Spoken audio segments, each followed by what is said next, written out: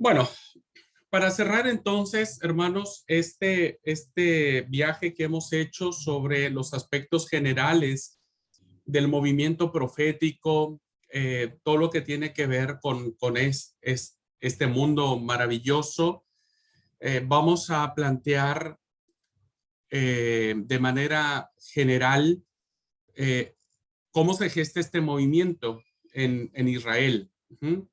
Así es que voy a compartir la pantalla y la clase que vamos a ver ahora dice los comienzos de la profecía bíblica, hablando acerca ya del texto sagrado, ¿no? Entonces, la pregunta con la cual nosotros iniciamos es, ¿hubo profetas desde el comienzo de Israel?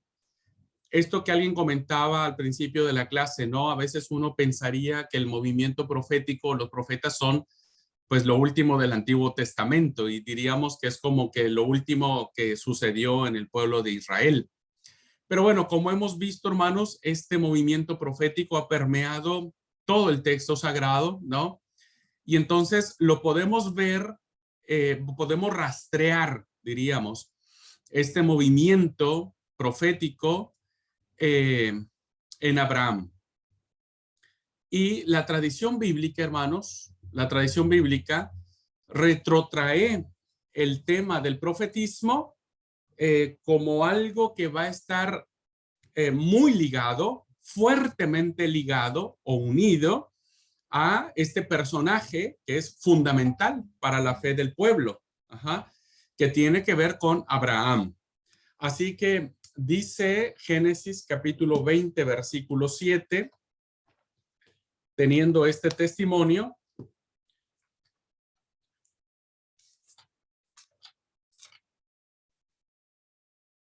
que tiene que ver con ¿cómo se llama? Con la historia de Abraham y Abimelech. Y le dice, ahora pues, devuelve la mujer a su marido porque es profeta y orará por ti y vivirás. Bueno, aquí tenemos entonces a Abraham, eh, que es el padre de la sangre y la fe de Israel, y Dios o la tradición bíblica le estará dando este título de profeta. Aun cuando poco podríamos compararlo con los movimientos proféticos que hemos visto en la clase, pero se le da ya. Entonces se liga al padre de la fe con el profetismo. Más tarde aparecerá otro personaje importante, ¿no? Que será Moisés, porque Moisés aparecerá como el gran mediador entre Dios y el pueblo. Moisés será quien transmitirá la palabra del Señor y se convertirá en modelo de un auténtico profeta. Y lo mismo sucederá con Miriam, su hermana, que el texto sagrado la nombrará como profetisa. Éxodo 15:20 dice, y María, la profetisa, hermana de Aarón, tomó el pandero en su mano y danzó con los panderos, ¿no?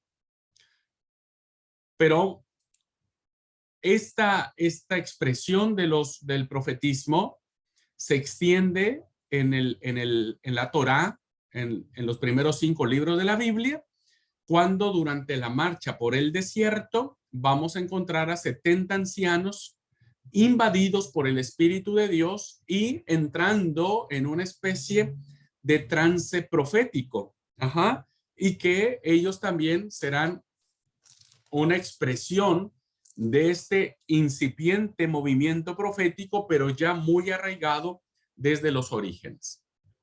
Ahora voy a poner el ejemplo. Vamos a verlo con mayor detalle estos 3 elementos. Vamos a ver primero a Abraham. En el caso de Abraham, hermanos, en el caso de Abraham, se convierte en profeta al interceder como un modelo de lo que debe ser un verdadero profeta, ¿no? Moisés siempre lo vamos a ver en esa función de intercesor, donde le dirá a Dios, no los mates porque si no el pueblo, los demás pueblos dirán, bueno, viste, su Dios los sacó de Egipto para matarlos en el desierto. Y entonces Moisés siempre cumplirá esta labor de intercesor. Miriam, que también será una figura muy importante, entonces, antes de llegar a esa narración de Aarón y Miriam, ¿no? La envidia, la lepra, etcétera, entona un canto de victoria tras el paso del Mar Rojo y nos recuerda la relación esencial de los profetas con los acontecimientos históricos. Porque el canto que aparece en el Éxodo, hermano 15, ¿no? Tanto el pronunciado, es que el que se le pone en palabras de Moisés, como el canto que se le pone a María, ¿no? Tiene que ver con ese acontecimiento histórico, de haber destruido Jehová los carros del faraón. Y evidentemente con un fuerte mensaje político, porque vencer a Faraón no solamente tenía connotaciones espirituales, realmente tenía connotaciones políticas, porque Egipto era la expresión del poder en ese tiempo, ¿no? Era una potencia mundial y el hecho de que sus instrumentos de guerra que hacían que permitían la conquista de otros pueblos, ahora estaban en el fondo del agua, ¿no? Entonces, habla sobre los acontecimientos históricos y también los políticos. Y los 70 ancianos van a reflejar la importancia de grupos que se van a dar principalmente en los jueces sobre cuando el espíritu entra en las personas y hay una acción profética. Ahora lo vamos a ver con detenimiento. El otro personaje, como les he dicho, tiene que ver con Moisés. Y el texto más antiguo que tenemos sobre el testimonio de esta percepción que tenía las tribus del norte, ¿no? Las tribus de Israel, le encontramos en el libro del profeta Oseas, capítulo 12, versículo 13, donde dice, por medio de un profeta, el Señor sacó a Israel de Egipto y por medio de un profeta lo guardó. Muchos años después, se trae consigo esta tradición y se entiende entonces que Oseas no está inventando nada nuevo. No es algo que le cause extrañeza a las tribus del norte. Parece ser que era una opinión bastante extendida entre las tribus del norte considerar a Moisés como un nabí, como un nabí, es decir, como un profeta. Entonces la tradición va a aplicar este título de profeta evidentemente al gran libertador Moisés. En la época de los jueces, hermanos, ¿no? En la época de los jueces, encontramos a Débora, que la tradición le va a atribuir uno de los poemas más antiguos, uno de los cantos más bellos de la Biblia, que es el canto de victoria que aparece en el libro de Jueces capítulo 5, que pronuncia esta mujer, ¿no? Hermosísimo el poema. Y bueno, se tendría que hacer un marco narrativo para explicar de dónde sale este poema. Y entonces en el capítulo 4 se plantea la figura de Débora como una mujer que gobernaba Israel, que su principal oficio, su principal trabajo era fallar a favor de uno, administrar justicia, ¿no? Y resolver las disputas o los problemas que existían entre el pueblo. La gente subía a consultar a Débora. El testimonio de ella le encontramos en el capítulo 4, versículo 4 al 5 del libro de los jueces, que dice, gobernaba en aquel tiempo a Israel una mujer, Débora, profetisa, mujer de Lapidot, y acostumbraba a sentarse bajo la palmera de Débora entre Ramá y Betel en el monte Efraín, y los hijos de Israel subían a ella a juicio. Bueno, se le da también el carácter de Neví o Naví a esta gobernadora del pueblo de Israel llamada Débora. Otro personaje que será muy ligado a la figura profética tiene que ver con Samuel. con Samuel. Y Samuel, hermanos, aparece en la tradición bíblica, esto ya lo explicamos en clases anteriores, cuando hablamos de la denominación que se le da como varón de Dios o como hombre de Dios, porque él tiene muchas funciones. Samuel es un héroe en la guerra contra los filisteos, es un juez que recorre todo el pueblo de Israel, es un vidente, ¿no? Es un hombre de Dios que conoce dónde están las asnas de Saúl. También ejerce funciones sacerdotales, donde él ofrece sacrificios de comunión y holocausto, pero de todas esas funciones o títulos que se le atribuyen a Samuel, el más profundo es su carácter profético, ¿no?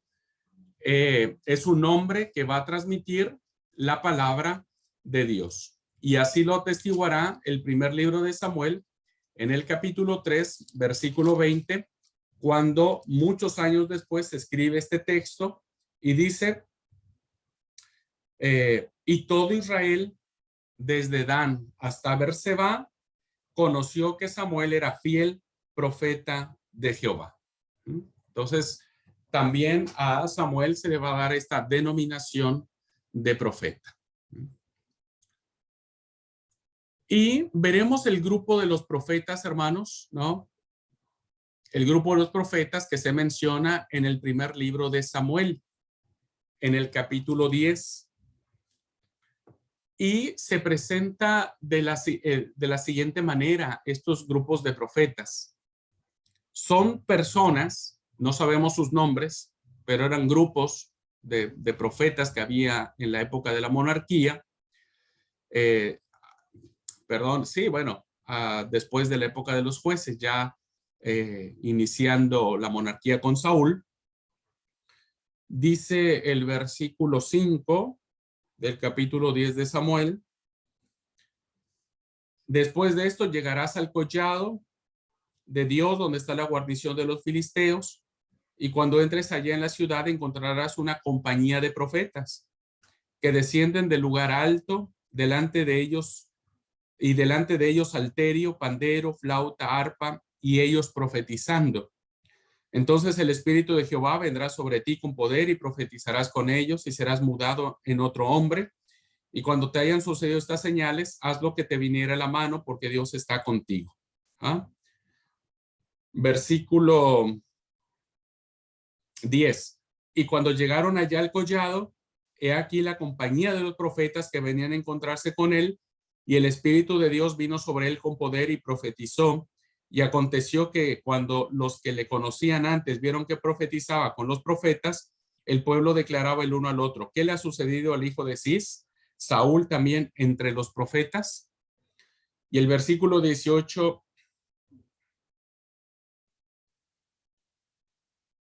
el capítulo 19, perdón.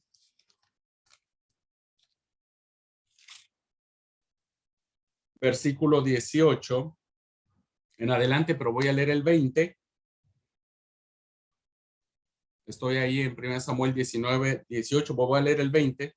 Entonces Saúl envió mensajeros para que trajeran a David, los cuales vieron una compañía de profetas que profetizaban, y Samuel estaba allí y los presidía. Y vino el Espíritu de Dios sobre los mensajeros de Saúl, y ellos también profetizaron. Cuando lo supo Saúl, envió otros mensajeros, los cuales también profetizaron. Y Saúl volvió a enviar mensajeros por tercera vez, y ellos también profetizaron. Entonces él mismo fue a Ramá, y llegando al gran pozo donde está en Secú, preguntó diciendo: ¿dónde están Samuel y David? Respondieron: uno están en Naiot, en Ramá. Bueno, versículo 24 dice: y también se despojó de sus vestidos y profetizó igualmente delante de Samuel, y estuvo desnudo todo aquel día y toda aquella noche. De aquí se dijo: también Saúl entre los profetas. Bueno, estos profetas que aparecen aquí, hermanos, viven en comunidad. Al parecer son grupos de personas que están juntos. A veces Samuel los preside, Samuel está al frente de ellos. En ocasiones, al menos, caminan trayendo tras ellos salterios, tambores, flautas, cítaras. Bajan de los altares sagrados, de los lugares altos, lo que hace suponer que eran personas muy ligadas al templo, profetas muy ligadas al culto. Y si aplicamos lo que dice Samuel, el último texto que acabo de leer, a veces se despojan de sus vestidos, ¿no? Están desnudos y se tiran en la tierra como en un trance. No sabemos más sobre esto, hermanos. Es lo único que tenemos de idea de lo que estos grupos de profetas hacían, pero vemos que ya hay un gran sentido, un gran apego al espíritu profético. Eso en la época de los jueces. Pues en la época de los jueces tenemos a tres grandes exponentes: Débora, Samuel, los grupos de profetas. En sus orígenes tendríamos a Abraham, a Moisés y al grupo de ancianos de 70.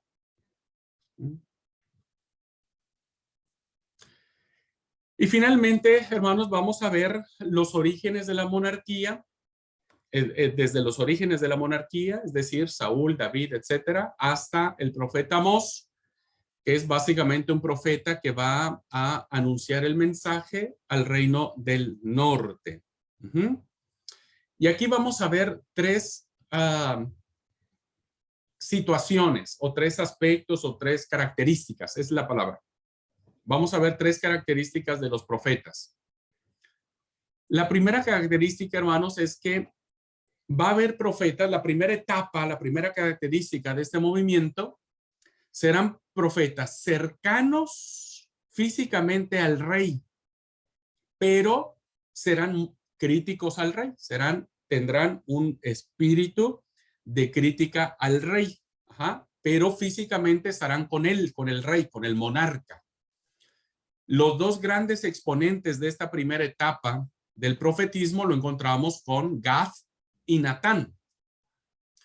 En el caso del profeta Gad, ¿no?, vemos que interviene en tres ocasiones. Volvemos a repetir, estos profetas, esta primera etapa del movimiento ya en la monarquía, son profetas que físicamente están cerca, pasean en el palacio del rey, comen con el rey, entran a la cámara del rey, ¿no? Pero no son siervos del rey, no tienen una actitud servil, no son alguien que están subyugados al rey. Entonces, en el caso de Gad, por ejemplo, vemos tres acciones que tiene en función del rey. En este caso, David. Primero, le aconseja a David que vuelva a Judá. Luego hay una acusación de parte del profeta Gad por haber realizado el censo. Ahí se mira el espíritu crítico del profeta, es decir, no es alguien que está por debajo del rey, sino que habla cuando el rey se equivoca. Y la tercera acción que hace Gad es le ordena a David edificar un altar en la era de Omán. Por lo tanto, Gad en estas tres acciones desempeña una función de consejero militar, ¿no?, de una función judicial y una función cultual, del culto. Y fíjense ustedes que en esta acción del profeta Gad, nunca el profeta tiene una palabra hacia el pueblo. No tiene relación con el pueblo. Siempre está en relación directa con el monarca, con el rey, en este caso David. Entonces en esta primera etapa son profetas cercanos físicamente al rey, pero críticos cuando el rey se equivoca. Esta misma acción la vamos a encontrar con Natán. El profeta Natán es el profeta que tiene mayor relevancia o importancia en esta etapa, porque es el profeta principal de la corte en tres momentos decisivos de la vida de David. Primero, cuando éste pretende construir el templo. Luego, cuando comete adulterio con Betsabé y manda asesinar a Urías Eteo. Y va a tener un papel muy, muy importante para que Salomón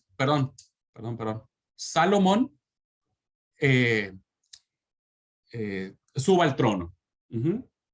Entonces, Natán va a tener un papel importantísimo para que antes de que el otro hijo de David se declare rey, Natán le sale al paso y arma todo lo que tiene que hacer para que Salomón sea quien suba al trono.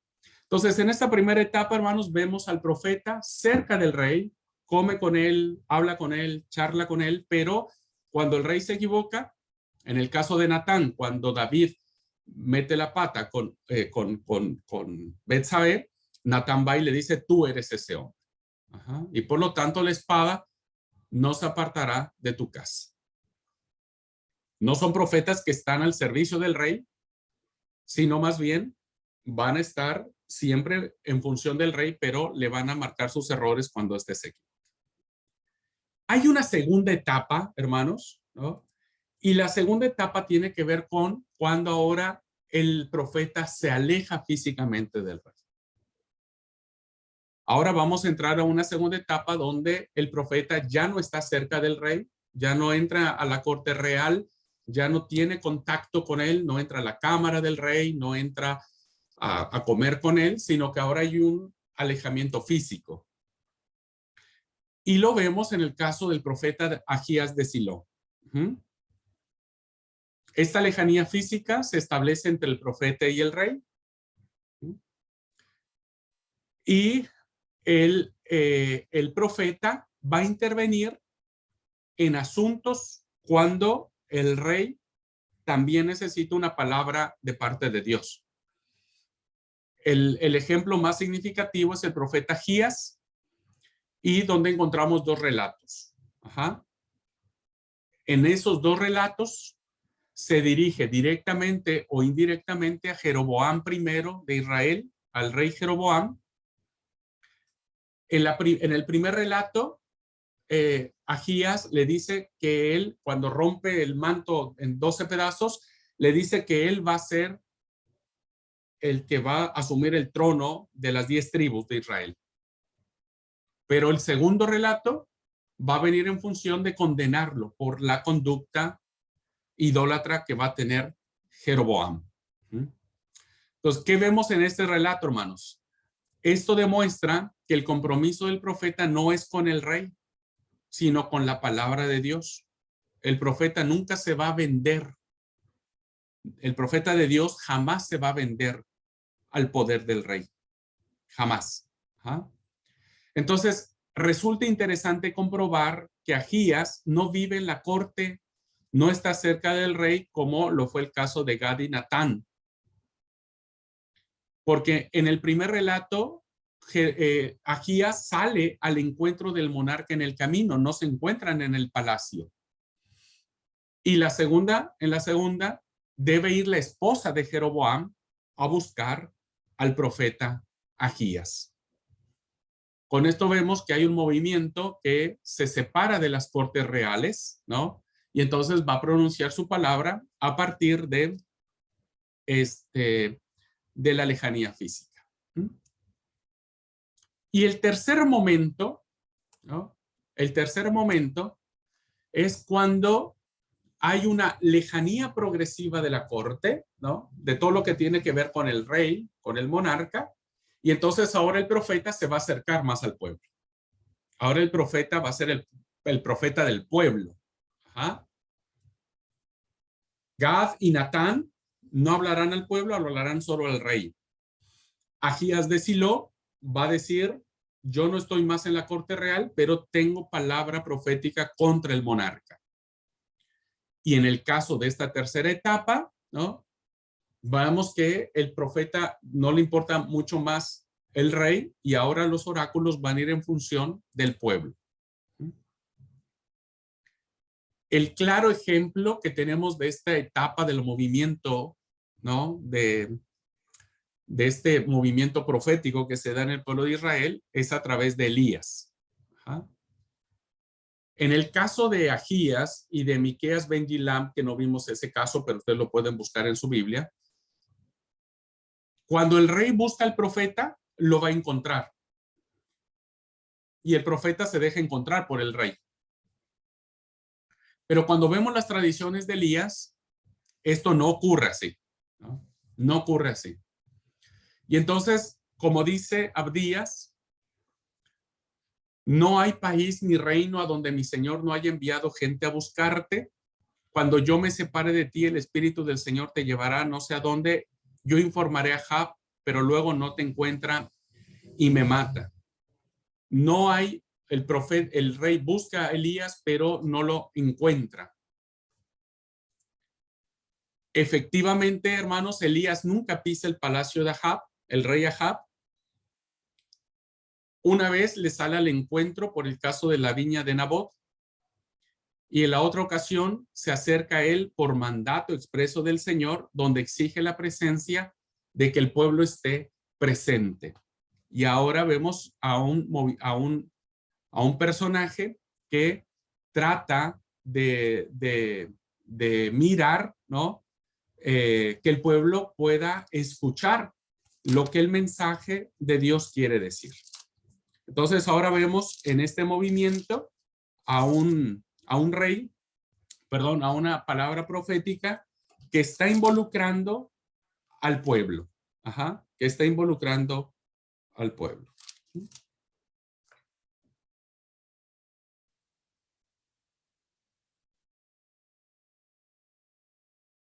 Y esas serían las tres etapas más marcadas que encontramos en este movimiento profético, hermanos y hermanas, en relación a la profecía bíblica. Y es interesante, en esta última etapa desde la monarquía hasta Amós, cómo se va separando los profetas de los reyes principalmente. Y entonces ya tanto Amós como los demás profetas van a ir siempre en función de los reyes, pero van a hacer que el pueblo escuche los oráculos, y muchos de los oráculos también van a ir en función del pueblo de Israel o el pueblo de Judá. Muy bien.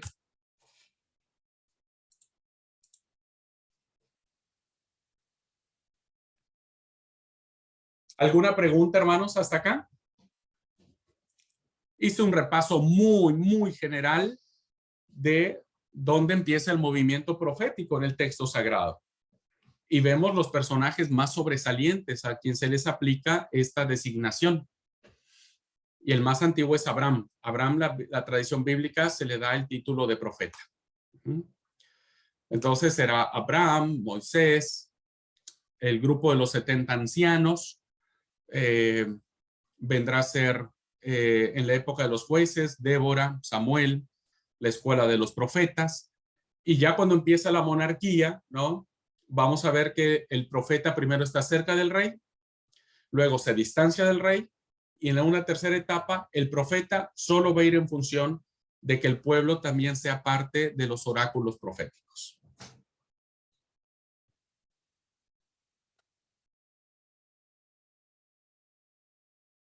¿Alguna pregunta, hermanos, hermanas? ¿Queda claro? Hablen ahora o callen para siempre jamás.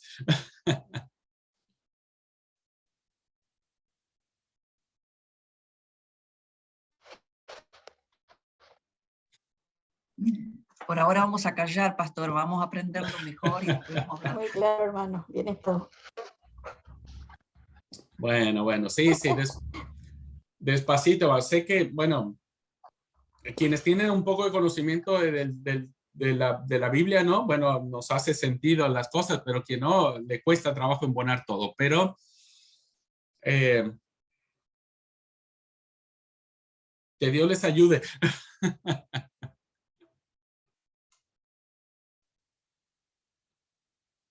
Bueno, es así, hermanos. Entonces, ¿cómo cerramos el tema de ya la tercera unidad? Voy a hacer el examen, el examen parcial de todo lo que hemos visto desde la primera clase hasta aquí. Y el examen lo voy a dejar abierto hasta incluso las vacaciones. Por si alguien no tiene nada que hacer en el crucero que va a tomar, bueno, aprovecha para hacer su examen. ¿Ok? Entonces, pero bueno, van a tener todo ese tiempo para contestar. ¿Ok? Bueno, ¿alguna pregunta, hermanos, hermanas? Menos mal que está siendo buenito ahora, ¿eh? Se le fue lo malévolo. Bueno, vieron, más tiempo no puede darse más, hermanos, no, olvídense, hoy estoy de buenas. Profe, no, de verdad, sí, escuchar que nos va a dar el tiempo para poder ver las clases es una bendición, así que muchísimas gracias porque realmente con el trabajo y con todos los tiempos al menos yo trato de ver parte por parte y a veces me frustro un poco porque no puedo mirar las clases. Y es como que me pongo a mirar las clases y me encanta la materia, pero llegan las 12 de la noche y yo me quiero ir a dormir. Y me quedo mal porque por ahí miré 20 minutos de la clase, de la primera parte, y digo, mañana tengo que ver la otra parte, y ya hay clase otra vez. Entonces es como que me frustra un poco, pero bueno, gracias por darnos el tiempo de poder mirar y de poder hacer el examen, porque realmente, al menos de mi lado, lo necesito. Así que muchísimas gracias. Sí, Clelia, no te preocupes. Sí, la idea es esa. Fíjense, van a tener casi 3 semanas para contestar el examen. Entonces, quédense tranquilos, ¿no? Vamos con calma y aún todavía no les doy tarea de...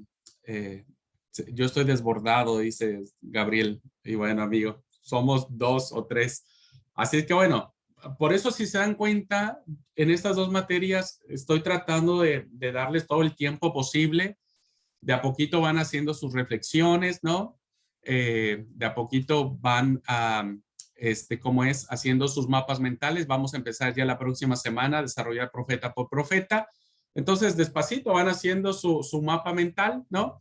Y bueno, y vemos cómo evaluamos libros poéticos.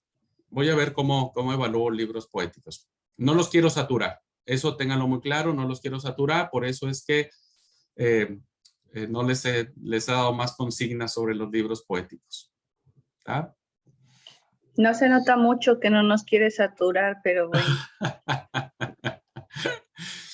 Dice César. ¿Sabes qué pasa, Bere? ¿Sabes qué pasa, Bere? Es que no es solo las clases, que tenemos, como decía hoy, ¿cómo es? Clelia. No es solo las clases. Entonces, cuando vos no miras 2 clases, son 5 horas. Y luego aguantarme a mí, pues peor. Así es que por eso digo, no, vamos despacio. La idea es que yo quiero que vayan aprendiendo, hermanos, hermanas. Yo quiero que aprendan. Y me interesa mucho que aprendan esta materia porque nos va a hacer mucho sentido cuando lleguemos a evangelios, cuando toquemos cartas paulinas. Nos va a hacer mucho sentido porque Pablo, Jesús, Judas, Pedro, ellos conocieron este movimiento profético y conocieron lo que ustedes y yo estamos ahora batallando y ellos lo conocieron muy bien. Por eso cuando escriben algunas cosas no las entendemos porque ellos escriben con base en esta perspectiva. Entonces, se vienen las vacaciones, sé que muchos dirán es vacaciones, voy a descansar, pero bueno, eso les quita un poco la presión de decir, viene otra clase y luego otra clase y otra clase. No, dicen, bueno, ya al menos en 15 días no vamos a tener ninguna clase más y van a poder ponerse al día, ¿ok? Y en el caso de poéticos, ya más o menos le pedí a Dios que me inspirara un poco para ver cómo evaluar y le estoy dando un poco de forma a la evaluación de poéticos, de libros poéticos y sapienciales, ¿vale? Así que no se preocupen por eso. Bueno. O sea que tendremos clase hasta el jueves. Sí, hasta el jueves tenemos clase. Hasta el jueves tenemos clase y de ahí nos volvemos a ver hasta el 25 de julio. A menos que le vayamos a visitar, ¿no? Porque le vamos a extrañar, seguro. No, vengan. A la luz de un buen asado se habla mucho de...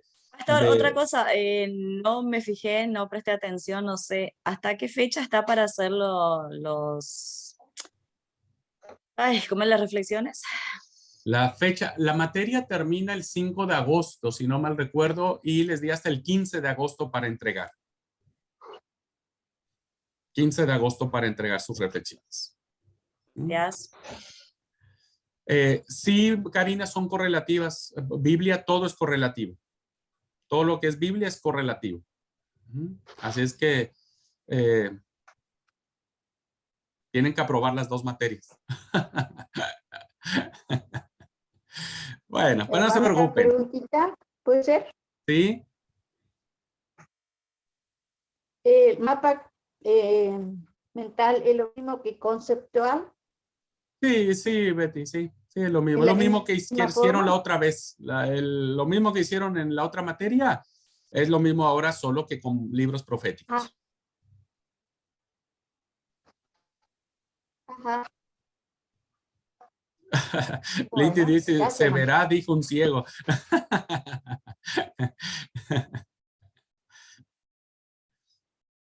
Bueno, nos vemos el miércoles, hermanos, que es nuestra clase. Ahí vamos a empezar a ver los 2 profetas. Ya vamos a empezar de a poquito a ver los libros proféticos para que vayan haciendo sus mapas conceptuales. ¿Ok? Y después nos vamos de vacaciones. Bueno, hermanos, Dios los bendiga. Me voy porque tengo clase con sus alumnos, con sus compañeros de primer año. Dios les bendiga, hermanos.